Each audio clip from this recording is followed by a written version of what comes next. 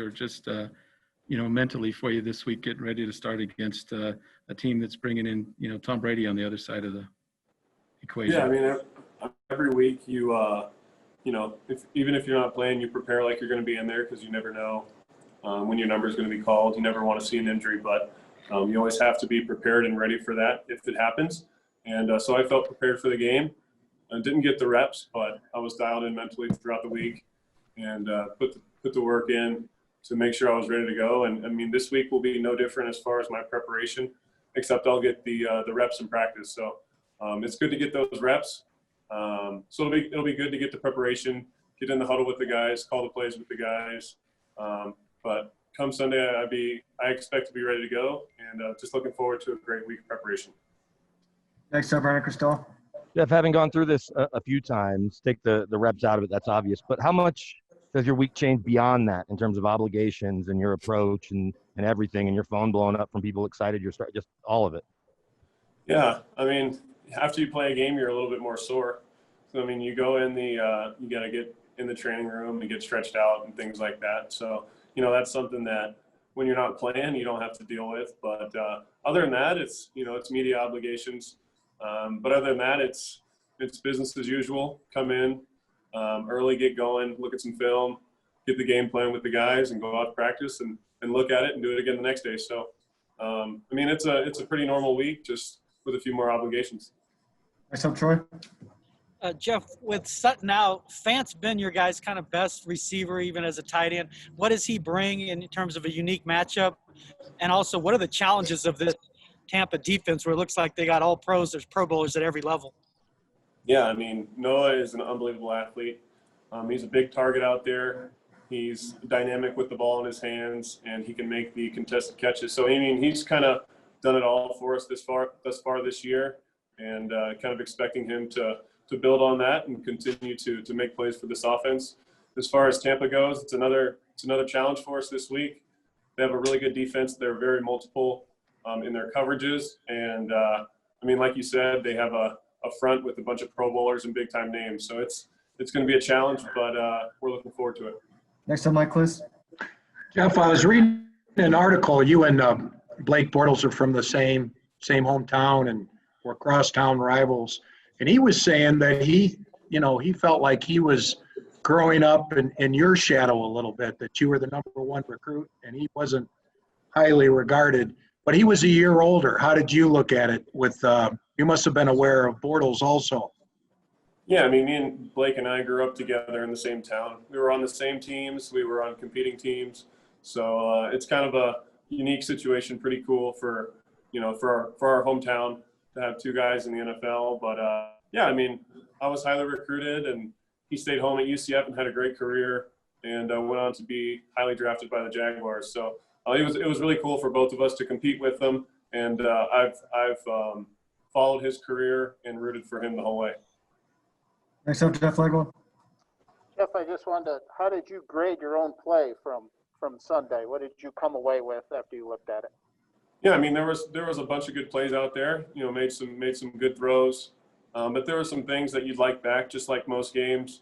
But I think the biggest thing is converting on third downs and scoring touchdowns in the red zone. There was a couple there that we had a chance to score on. I threw one over Noah's head that would have been a touchdown, and I didn't get the ball out on time a couple times. So those critical situations in a game, you have to come up big and make big plays. So that's something that I think we can build on going forward. Next, we've got Michael Spencer, and then we'll open it up to the entire group from Tampa. Go ahead, Michael. Hey, Jeff, obviously Tim Patrick and a lot of those wide receivers figure to get more run with Cortland out. What's your relationship like with Tim Patrick, and how have you guys worked together in practice? Yeah, I mean, haven't gotten much practice with him. He's been going with the one. So, haven't gotten a lot of live reps with him. But, I mean, that's something that we'll be able to do this week and get some chemistry down. But at the end of the day, they're all running the same routes, and we're all being coached the same thing. But, yeah, he's a guy that we expect to step up, and then we know that he can because he's done it in the past. So, like you said, he's a guy that's going to have to make some plays for us. Next up, Leo Haggerty.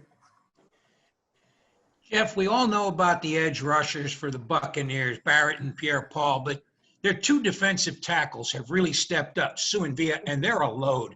How much are you going to have to keep an eye on those guys coming up and just pressing the pocket?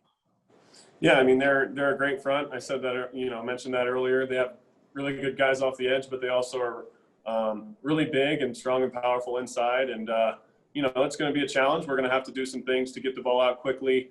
I'm going to have to be dialed in with my eyes to be able to get rid of the ball quickly because we know that's a challenge up front. But we also know that we have the guys that can block them. So we're aware of the situation. We're aware of their talent level.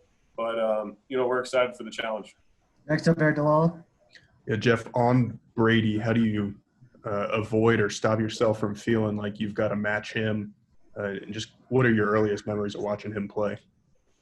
Yeah, I mean, as long as I can remember, I've watched him play. He's been playing for 20 years or whatever it's been. And, he's been a constant in this league. He's, been one of the best, if not the best, for a majority of those years. But as far as this week, I'm not going to watch any Tampa Bay offense. We're playing the Tampa Bay defense. That's who we're game planning for. So, the first time I see him this week will be out there on Sunday when we're on the sidelines. Next up, Nick Kosmider.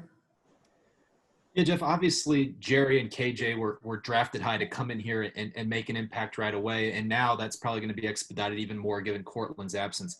What have you seen from those guys since the start of training camp? I know you haven't always been working with them directly, but that would show you that these guys are ready, to step in and carry a major load right now. Yeah, I mean, Jerry and KJ are two unbelievably talented players. But on top of that talent, they're also passionate about the game of football. They're dedicated to their craft. I see them both improving each and every day. And, they've already made big plays so far in their career, only 2 games in. And, like you said, their production might be expedited a little bit, but that's what they're here for, and they're talented. And, got to get those guys the ball. They can make plays for us. Mike, then Andrew. Yeah, Jeff, I'm going to slide in 2 here. One, Shaq, former Bronco. What have you seen from him on film as far as how he brings the pass rush? And then 2 is just curious about your conversations with Drew Lock here the last few days. Yeah, as far as Shaq Barrett goes, he's a guy that, he's fast and strong off the edge. Obviously, I think he was a sack leader last year in all of the NFL, kind of his breakout year. And we see more of the same this year on tape. He's somebody that we're aware of. And, I just gotta get the ball out, gotta stay in the pocket and give those tackles a chance so they can push them wide and I can get up in the pocket.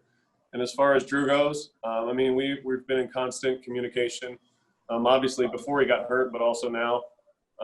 He's in the meetings, he's helping out, doing what he can right now, and just doing everything he can do to get back out there and get healthy, but also help out in the quarterback room. Guys, time for a few more. Next up, Andrew Mason.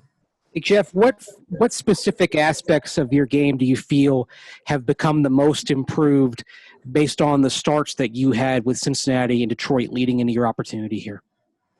Yeah, I think anytime that you get NFL game action, you're going to improve. I think the thing that I've done the best is, playing within the pocket, not having to escape and trying to run around and make plays on every play. Because in this league, those guys are fast and they can catch up to you.